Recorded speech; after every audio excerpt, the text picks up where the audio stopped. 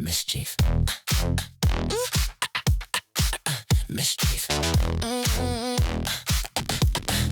Mischief. Mischief.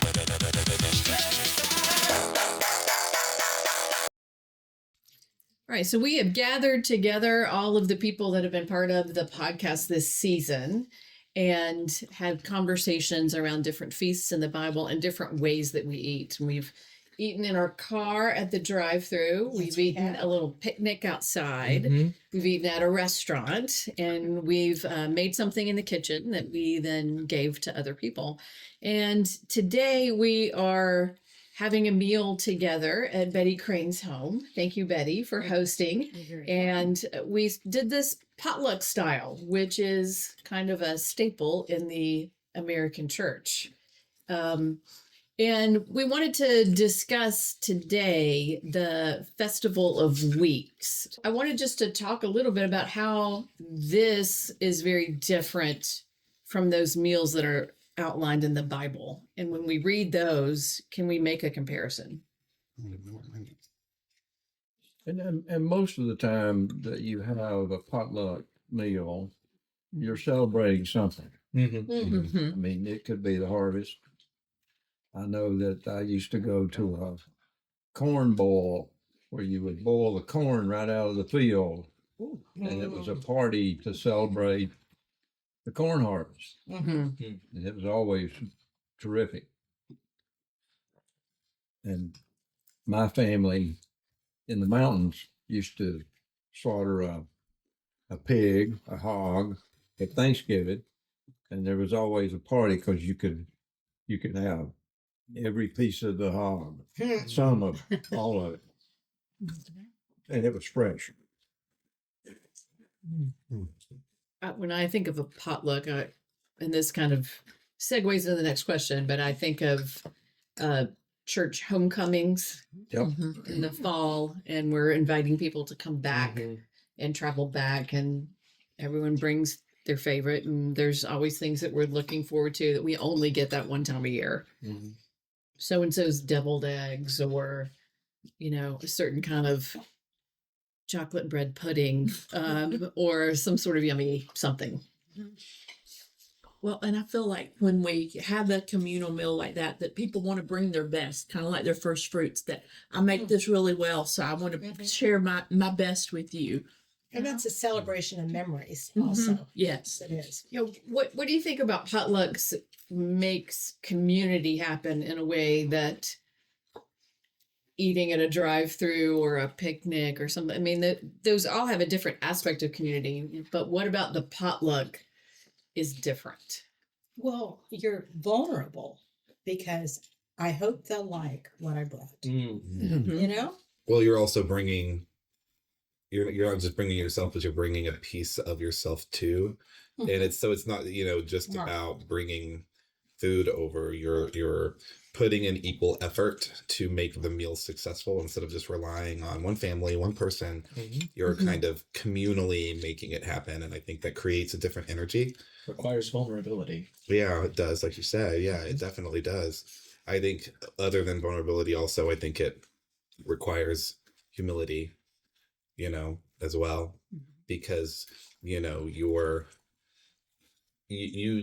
not the star of the show here. Everybody's equally involved. That speaks. Preach. Thinking about how we can share and give back to God and share with others, especially the marginalized, and thinking about the fact that there is we're feasting while others are not.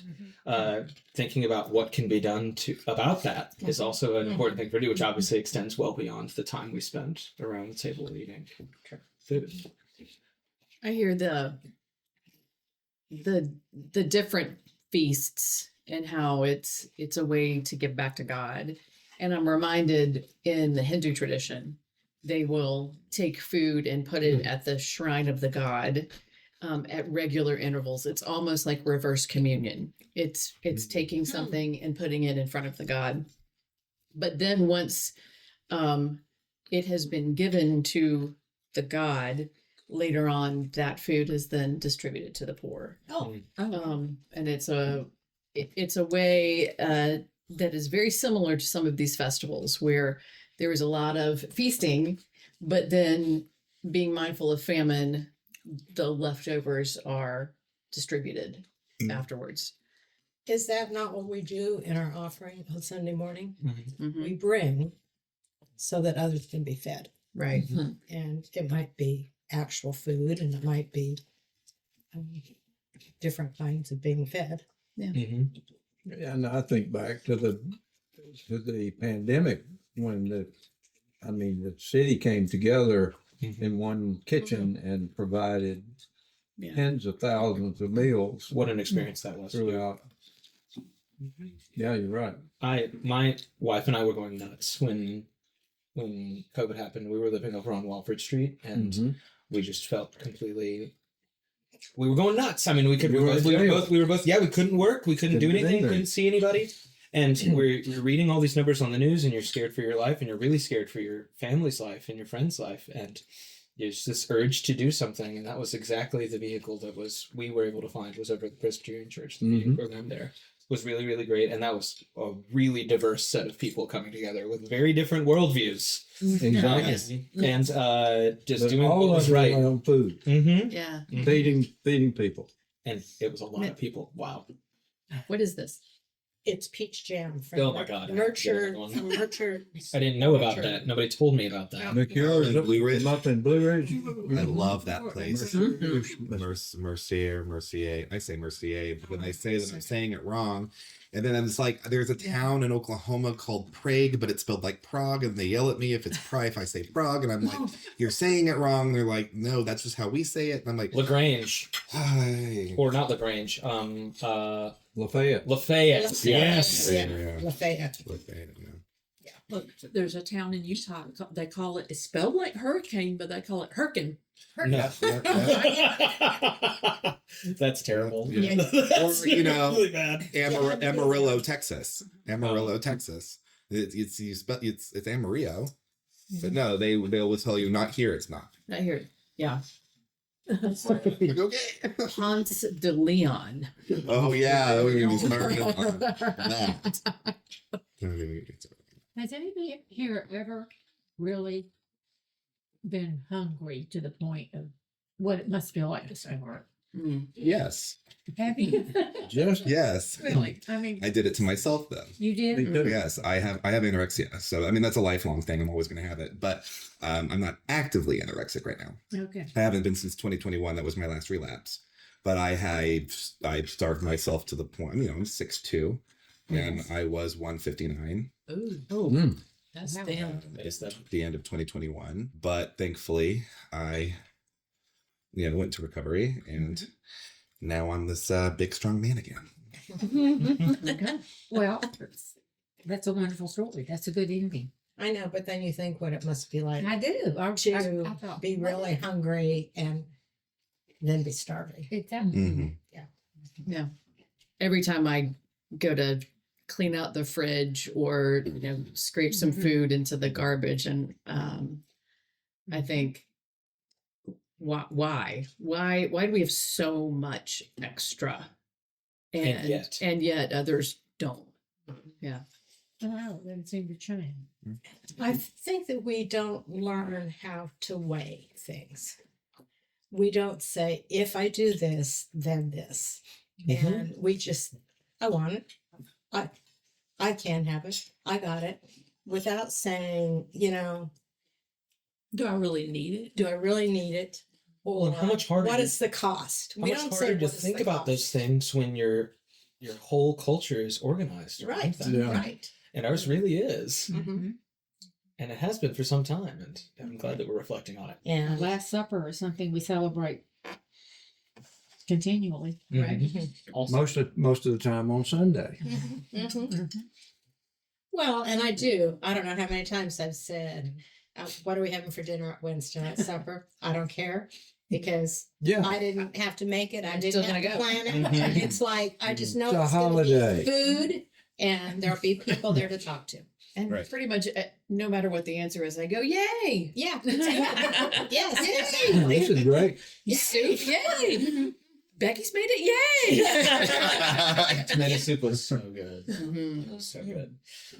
My in-laws were Depression era babies, and also Ukrainian, and so that combination meant that they were food pushers. Mm. So you go to stay at their house. Can I make you some bacon and eggs? Yeah, are Or you would you hungry? like me to go to Ingles? I can get some cinnamon rolls, or I can make some home fries. Would you like? And it's if you're not hungry, it took 3 no's for them to like just stop. They wouldn't do it on the first you one. must eat. Yeah, you must eat. Oh, after 3 times, maybe she's actually not hungry. Yeah. Yeah. But that was how Right. in the Depression, if you had extra food, that was a luxury and they wanted to share that. And in Russia, and I would assume it's similar in the Ukraine, but they didn't have extra. And so anytime there was extra food was huge to be able to make it through a winter. Was harsh. Do we want to take a break and get dessert and finish our conversation? Boy, howdy do I. Yes. And also, I don't think sitting with dirty, empty plates for too long. is For too long. probably- Now mine is. I need to clean mine up a little bit. You can have some. Oh, I meant to put this back in. The food was delicious. Sitting around a shared table, like we are now, feels sacred in its own way. How do you think these moments of shared meals reflect God's vision for community and celebration? And I got something to say about Okay, yes, you do. that. Especially the last part. This is how do you think these moments of shared meals affects God's vision for community and celebration? I think it's because it reminds us of what God's mission is.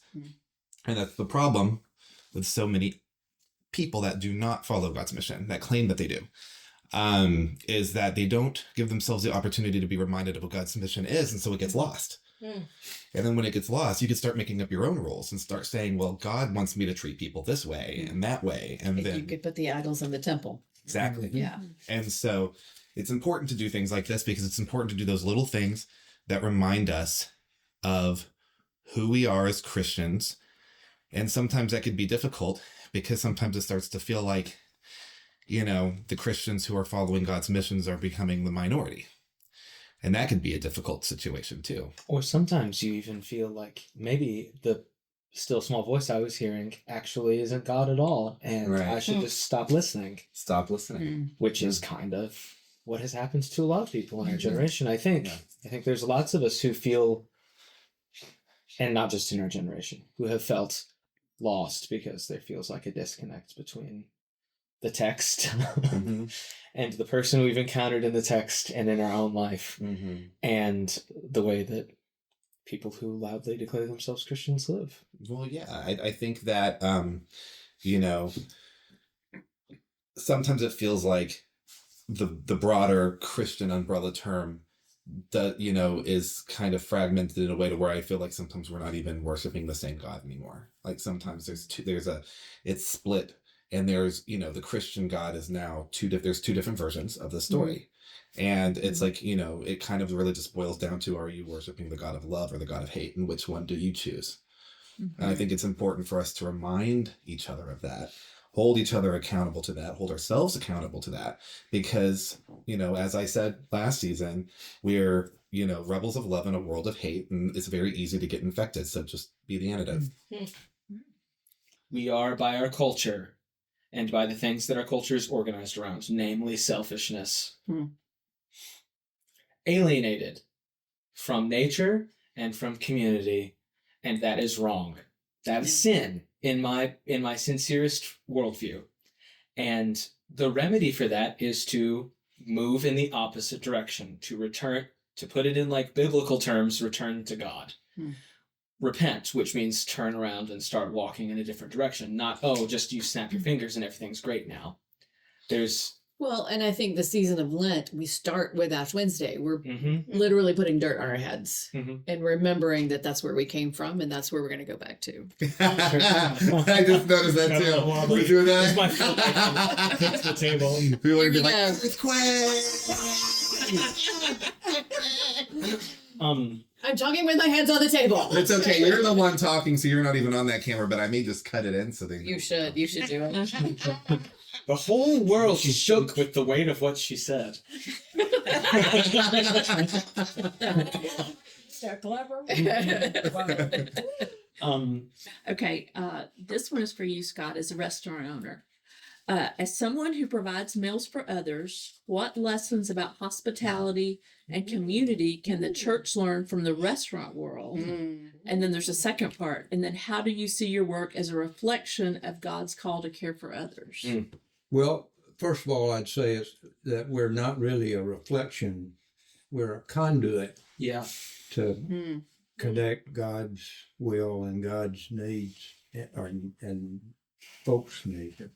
During the pandemic, for example, a lot of people were in stress and having to work long hours and didn't get the proper food. Sometimes they had to stay for 4 or 5 days like at the hospital, or if you're an ambulance driver or a fireman.